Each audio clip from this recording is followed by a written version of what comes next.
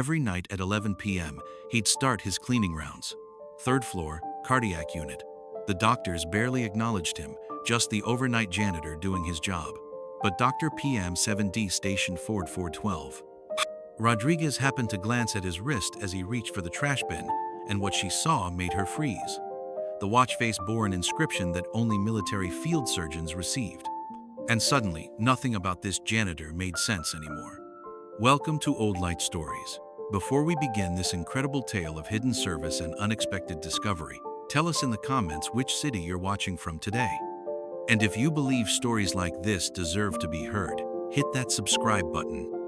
These stories matter. St. Catherine's Medical Center never slept.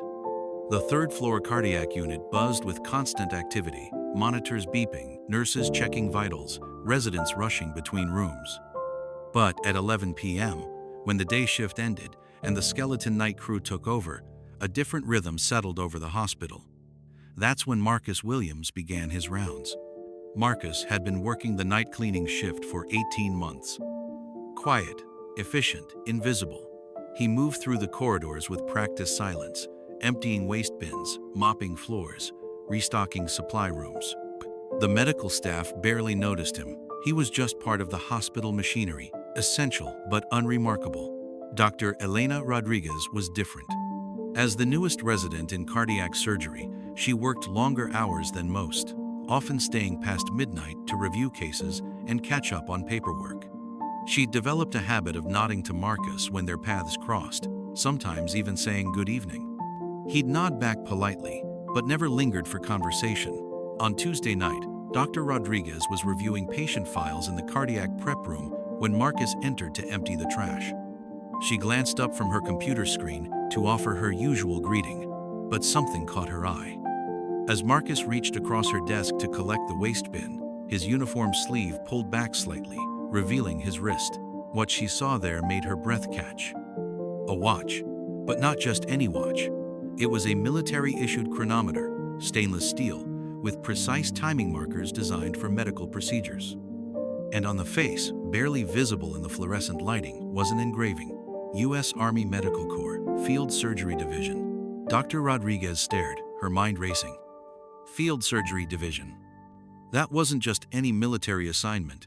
That was combat medicine, battlefield surgery. The kind of training that turned medics into legends. Marcus, she said quietly, her voice barely above a whisper. He paused, trash bin in hand, looking at her with calm, patient eyes. That watch, she continued, nodding toward his wrist. Where did you get it? Marcus glanced down at his wrist, then back at her. For a moment, she thought he might deflect, make up a story about finding it or inheriting it. Instead, he set down the trash bin and rolled up his sleeve completely. The watch was military-issued, definitely authentic. But it wasn't the timepiece that made Dr. Rodriguez's pulse quicken. It was the faded tattoo partially visible beneath the watch band, a medical caduceus intertwined with army wings. The symbol of a combat medic. Afghanistan, Marcus said simply. 3 tours, 2010 to 2016. Dr. Delmir Harad. Rodriguez felt her understanding of reality shift. You're a medic. Was, Marcus corrected. Now, I clean floors. But why? The question escaped before she could stop it. I mean, with your training, you could work in any hospital, any emergency room. Marcus was quiet for a long moment. When he spoke, his voice carried weight that hadn't been there before. Some of us come back different, Doc. PTSD doesn't care about your medical degree. When your hands shake every time you hear a code blue alarm, when you see IEDs in every beeping monitor, you find other ways to serve. Dr. Rodriguez stared at him, processing this revelation. But you're here, in a hospital. Doesn't that trigger?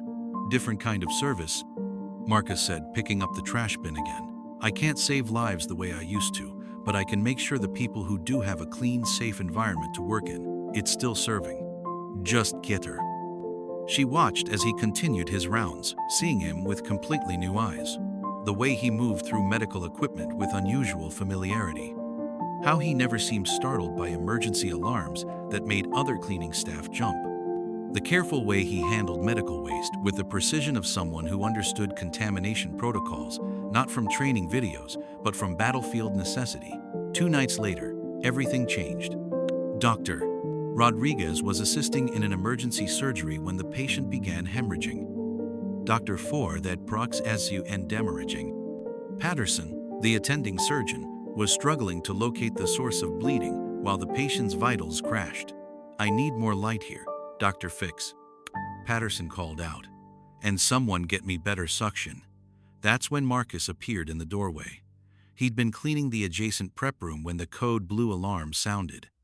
Hospital policy strictly prohibited cleaning staff from entering active surgical areas, but something in the urgency of Dr. W.Cam's surgical areas. Patterson's voice had drawn him forward. "Doctor," Marcus said quietly from the doorway. "The bleeding. Check the posterior wall of the left ventricle. Looks like a small tear, maybe 2 centimeters superior to the main incision." Dr. Patterson looked up, startled. "What did you say?" "The bleeding source," Marcus repeated calmly. "Posterior ventricular wall. I can see it from here." Dr. Rodriguez watched as Dr. Patterson followed Marcus's suggestion, immediately locating the source of hemorrhaging exactly where Marcus had indicated. "How did you?" Dr. Fordings. Patterson began, then stopped as he got the bleeding under control. 20 minutes later, the patient was stabilized. Dr. Patterson emerged from surgery looking shaken, not from the procedure, but from the realization that a hospital janitor had just diagnosed a surgical complication faster than he had. "Who is that man?" he asked Dr. Flast. "Rodriguez." "Marcus Williams," she replied. "Former Army medic, Afghanistan veteran, 3 tours of duty in field surgery." Dr. Patterson stared down the hallway where Marcus had disappeared back to his cleaning rounds. "Field surgery, in Afghanistan." He was quiet for a moment. "Do you know what kind of trauma those medics deal with? The procedures they perform under fire?" Dr. Rodriguez nodded. She'd been researching military field medicine since discovering Marcus's background. IED injuries, gunshot wounds, complex trauma surgery performed in impossible conditions. Some of the most challenging medical scenarios imaginable. "And he's cleaning our floors," Dr. Patterson said quietly. Word spread quickly through the hospital, not gossip, but a quiet recognition among the medical staff. Dr. Patterson said quietly. Chen from emergency medicine approached Marcus during his rounds 3 nights later. "Marcus, I heard about the surgery assist. Dr. Patterson told me what happened." Marcus continued mopping, not looking up. "Just noticed something from the doorway. Anyone could have seen it." "No, Dr. Chen said firmly. "Anyone couldn't have. I've been practicing emergency medicine for 15 years, and I wouldn't have caught that bleeding source from that distance." "That's battlefield experience talking." Marcus paused his mopping. "Battlefield experience doesn't always translate well to civilian medicine, Doc. Different rules, different expectations. Maybe. But experience like yours, it shouldn't be wasted." Over the following weeks, something shifted in the hospital's 3rd floor. Medical staff began acknowledging Marcus differently. Not as furniture, but as someone whose presence added value beyond clean floors. Dr. Rodriguez started leaving her door open during late-night case reviews, knowing Marcus would pass by during his rounds. Sometimes she'd ask his opinion on difficult cases, particularly trauma situations. His insights were always precise, always helpful. "Patient in room 317, she mentioned one night. "Post-op complications from chest trauma. We're seeing some unusual bleeding patterns." Marcus paused his cleaning to listen. "Chest tube placement? Standard positioning, but the drainage isn't what we'd expect. Could be intercostal artery damage. In the field, we'd see that with fragment wounds." Sometimes the initial trauma creates microtears that don't manifest until post-op swelling goes down. Dr. Rodriguez checked the patient's chart. Marcus was right again. 3 months after Dr. Rodriguez's initial discovery, Dr. Bowson Patterson made an announcement during the monthly staff meeting. "I want to introduce someone many of you already know, but perhaps not in the capacity you should. Marcus Williams has been part of our 3rd floor team for over a year. What some of you may not realize is that Marcus served 3 tours in Afghanistan as an Army medic specializing in field surgery." He paused, looking around the room. "Last month, Marcus helped save a patient's life by identifying a surgical complication that our team had missed.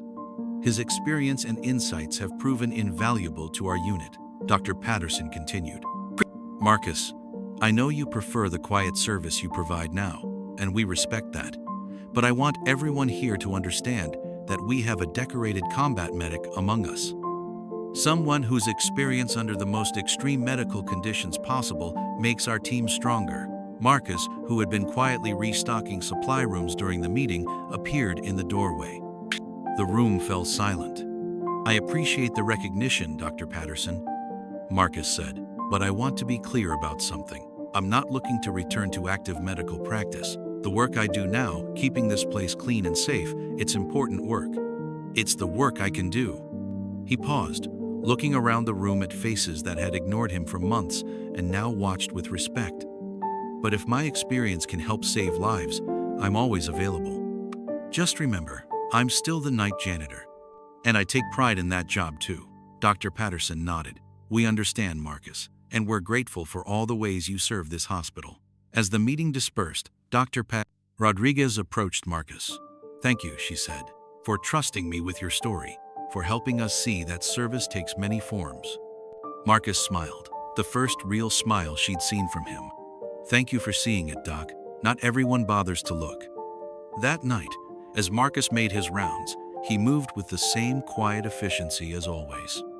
But now, when he passed the surgical prep rooms and heard the familiar sounds of medical procedures, he no longer heard echoes of warfare. He heard the sound of healing. And sometimes, when his experience was needed, he stepped forward. Not as the soldier he used to be, but as the person he'd chosen to become, someone who served without seeking recognition, who contributed without demanding credit. Heroes don't always wear scrubs. Sometimes they wear janitor uniforms. Sometimes they serve by creating clean, safe spaces for others to save lives. And sometimes their greatest contribution comes not from seeking the spotlight, but from being ready when their unique experience is desperately needed. Marcus Williams could have let pride keep him from hospital work entirely. He could have hidden his medical background forever. Instead, he found a way to serve that honored both his capabilities and his limitations. Have you ever encountered someone whose current job seemed to underutilize their skills or experience? Someone whose past prepared them for contributions you never would have expected? Share their story in the comments. Because at Oldlight Stories, we believe that service comes in many forms, and every contribution matters. If this story moved you, subscribe and share. Help us honor those who serve quietly, who contribute without fanfare, and who show us that heroism isn't always about being in charge. Sometimes it's about being present when you're needed most. We'll see you in the next story. Until then, remember, the most valuable people in any organization are often the ones you might overlook at first glance.